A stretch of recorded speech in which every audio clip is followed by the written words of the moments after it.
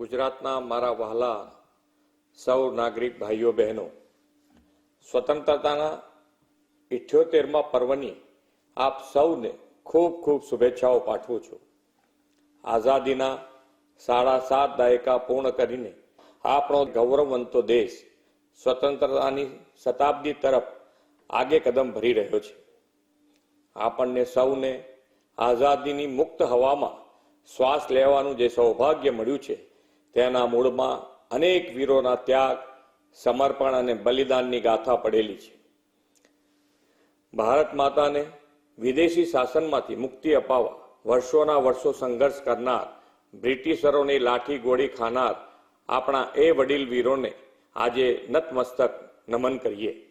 ભાઈઓ બહેનો, આપણને આઝાદી અપાવનાર રાષ્ટ્રવીરોનું ભારત માતાને વિશ્વગુરુ બનાવવાનું સ્વપ્ન હવે સાકાર થઈ રહ્યું છે. એક સમય એવો હતો કે વિશ્વના વિકસિત દેશો ભારતની નોંધ સુદ્ધા લેતા ન હતા. આજે એ જ દેશો ભારતની અવિરત વૈશ્વિક વિકાસ યાત્રાથી ભારત અને ભારતીયોને સન્માન સાથે જુએ છે. આપણા રાષ્ટ્ર અને આપણા રાષ્ટ્રધ્વજ તિરંગાનું ગૌરવ વિશ્વમાં વિસ્તર્યું છે. દેશના પ્રત્યેક નાગરિકના મનમાં તિરંગાનું સન્માન ઉજાગર કરવા આદરણીય વડાપ્રધાનશ્રીની પ્રેરણાથી હર ઘર તિરંગા અભિયાન ઉમંગ અને ઉત્સાહથી ઉજવાય છે. ગુજરાતના પનોતા પુત્ર આદરણીય વડાપ્રધાન શ્રી નરેન્દ્રભાઈ મોદીના નેતૃત્વમાં ભારતની શાખ વિશ્વમાં ઊંચી ગઈ છે. G20 સમિટ હોય, યુક્રેન રશિયા યુદ્ધ હોય કે પર્યાવરણની સુરક્ષા માટે મિશન લાઈફ હોય, આપણા વડાપ્રધાનશ્રીના વિચારો અને મંતવ્યોને વિશ્વ સ્વીકારતું થયું છે. ભારતની અર્થવ્યવસ્થા વિશ્વમાં 11મા ક્રમેથી 5મા ક્રમે પહોંચી ગઈ છે. હવે 3જા સ્થાને પહોંચવું છે. સૌ દેશવાસીઓ પણ વિકાસની અવિરત ગતિ અને વિકાસની રાજનીતિને સતત વધાવી છે. 140 કરોડ ભારતવાસીઓએ નરેન્દ્રભાઈના નેતૃત્વમાં પુનઃ વિશ્વાસ મૂક્યો છે. સતત 3જી વાર દેશનું સુકાન શ્રી નરેન્દ્રભાઈને સોંપ્યું છે. વિકાસ સસ્ટેનેબલ હોય અને વિરાસતોનું ગૌરવ કરનારો હોય એવી તેમની નેમ છે. વિશ્વને ગ્લોબલ વોર્મિંગના પડકારો સામે સજ્જ કરવા પર્યાવરણ પ્રિય વિકાસનો વિચાર તેમણે આપ્યો છે. સમગ્ર સૃષ્ટિનું ગ્રીન કવર વધારવા અને ધરતી માતાને હરિયાળી બનાવવા તેમણે એક પેડ માં કે નામનો નવતર અભિગમ અપનાવવા સૌને પ્રેરિત કર્યા છે. વડાપ્રધાનશ્રીના રાષ્ટ્રહિતના દરેક સંકલ્પ, દરેક આહવાનને ઝીલી લઈને તેને સાકાર કરવામાં ગુજરાત અને ગુજરાતીઓ સંકલ્પબદ્ધ છે. એક પેડ માં કે નામના આ અભિયાનમાં 7.25 કરોડ વૃક્ષોનું વાવેતર કરીને દેશભરમાં ગુજરાતે બીજું સ્થાન મેળવી પણ લીધું છે. વિકાસ બી વિરાસત બી ગુજરાતે ભલી ભ્રાંતિ સાકાર કર્યું છે. યાત્રાધામો, તીર્થ સ્થાનોની વિરાસતનો આધુનિકોપ સાથે વિકાસ કર્યો છે. વિવિધ જિલ્લાઓની હસ્તકલા, કારીગરી, ગૃહ ઉદ્યોગ ઉત્પાદનો, ખાનપાનની પ્રખ્યાત ચીજ વસ્તુઓ, મેળાઓ, લોકોત્સવ અને એ બધાની આગવી ઓળખ દેશ અને દુનિયામાં વોકલ ફોર લોકલથી ઊભી કરી છે. ભાઈઓ બહેનો, સ્વતંત્રતાનું 78મું પર્વ આપણે ઉજવી રહ્યા છીએ ત્યારે ગૌરવ સાથે કહેવું છે કે વડાપ્રધાન શ્રી નરેન્દ્રભાઈ મોદીના પદચિહ્ન પર ચાલતા સર્વાંગી વિકાસ, વૈશ્વિક કક્ષાના વિકાસને આપણે પ્રોત્સાહન આપ્યું છે. ઉદ્યોગ અને ઇન્ફ્રાસ્ટ્રક્ચર સાથે કૃષિ, શિક્ષણ, આરોગ્ય સહિતના સામાજિક ક્ષેત્રના વિકાસને પણ કેન્દ્ર સ્થાને રાખ્યા છે.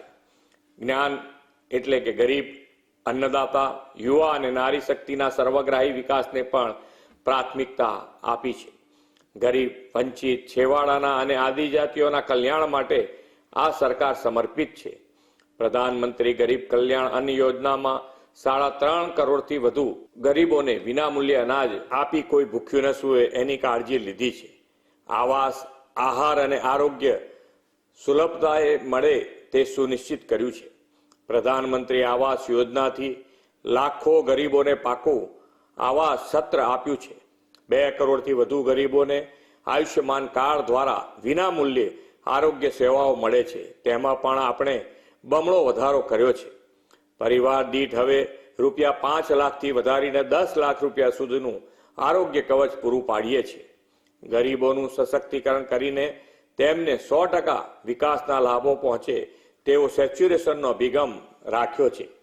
આદિજાતિ અને વંચિતોને પણ વિકાસની મુખ્ય ધારામાં લાવવા સરકાર કાર્યરત છે.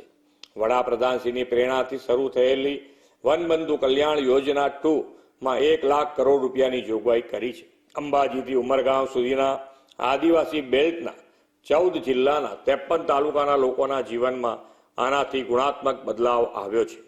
ગુણવત્તાયુક્ત શિક્ષણ, આરોગ્ય, આવાસ સહિતની બુનિયાદી સુવિધાઓ આદિજાતિઓને મળતી થઈ છે. રાજ્યમાં રાસાયણિક ખાતરથી થતી ખેતીમાંથી મુક્તિને વેગ આપી બેક ટુ બેઝિકનો સંકલ્પ અન્નદાતાઓએ પ્રાકૃતિક ખેતીથી સાકાર કર્યો છે. 9 લાખ ખેડૂતો તો 7 લાખ એકરથી વધુ જમીન પર સક્રિય રીતે આ પ્રાકૃતિક ખેતી અપનાવી પણ છે. સારી સિંચાઈ સુવિધાઓ અને કૃષિ આધુનિકરણને પરિણામે હવે ખેડૂતો વર્ષમાં 3 પાક લેતા થયા છે. ખેતીની જમીનની ગુણવત્તા સુધરી છે. રાજ્યના 15 લાખ ખેડૂતોએ 23 લાખ હેક્ટરથી વધુ જમીનમાં માઇક્રો ઇરિગેશન અપનાવ્યું છે. પીવાના અને ખેતીના પાણી માટે જળ સંચયની સુજલામ સુફલામ યોજનાના દિશાદર્શક બની છે. આ વર્ષે સુજલામ સુફલામ જળ અભિયાનના 7મા તબક્કામાં આપણી જળ સંગ્રહ ક્ષમતામાં 11,523 લાખ ઘન ફૂટનો વધારો થયો છે. નર્મદાના પાણી કેનાલ અને પાઇપલાઇન નેટવર્ક દ્વારા કચ્છના છેવાડાના ગામ મોડકુવા સુધી પહોંચ્યા છે. વડાપ્રધાનશ્રીના દિશા દર્શનમાં અમલી કરાયેલ જલ જીવન મિશન અન્વયે ગુજરાતમાં 100% નલ સે જલ સાકાર થયું છે. ભાઈઓ બહેનો, કોઈ પણ રાષ્ટ્ર કે રાજ્યની નારી શક્તિના સશક્તિકરણ વિના વિકસિત બની શકે જ નહીં. આપણે અર્થતંત્ર અને સમાજ જીવનમાં મહિલાઓના યોગદાનને વેગ આપવા વુમન લેડ ડેવલપમેન્ટની વ્યૂહ અપનાવ્યો છે. 3,13,000થી વધુ મહિલા શક્તિને મિશન મંગલથી આત્મનિર્ભર બનાવી છે. નારી શક્તિને આર્થિક રીતે પગભર કરીને લખપતિ દીદી બનાવવાના વડાપ્રધાનશ્રીના સંકલ્પમાં ગુજરાતે 7.5 લાખ લખપતિ દીદી બનાવવાનો નિર્ધાર કર્યો છે. ભાઈઓ બહેનો, 2047માં આપણો દેશ આઝાદીના 100 વર્ષ પૂરા કરશે. વડાપ્રધાનશ્રીએ વિકસિત આત્મનિર્ભર ઉન્નત ભારત એટ 2047નું વિઝન આપ્યું છે. આ વિઝનને હાંસલ કરવા ગુજરાતે પણ વિકસિત ગુજરાતથી વિકસિત ભારતની નેમ રાખી છે. વિકસિત ભારત એટ 2047ના લક્ષ્યને પાર પાડવાનો એક મજબૂત આર્થિક પાયો ગુજરાત નાખવા માંગે છે. આ મજબૂત પાયો નાખવામાં ગ્રીન ગ્રોથ, રિન્યુએબલ એનર્જીનું મહત્વનું યોગદાન રહેવાનું છે. ગુજરાત રિન્યુએબલ એનર્જી ક્ષેત્રે અગ્રેસર રાજ્ય છે. કચ્છમાં વિશ્વનો સૌથી મોટો 37 ગીગાવોટના સોલાર વિન્ડ હાઇબ્રિડ એનર્જી પાર્કનું નિર્માણ ઝડપથી પૂર્ણ કરવા આપણે આગળ વધી રહ્યા છીએ.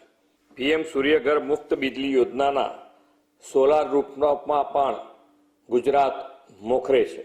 આ વર્ષે 10 લાખ મકાનોને આ યોજનામાં આવરી લેવાનું આપણે નક્કી કર્યું છે. 2030 સુધીમાં 100 ગીગાવોટ રિન્યુએબલ એનર્જીનું લક્ષ્ય રાખીને વડાપ્રધાનશ્રીએ આપેલા નેટ ઝીરો કાર્બન ઉત્સર્જનના લક્ષ્યાંકમાં આપણે ગુજરાતને અગ્રેસર રાખવું છે.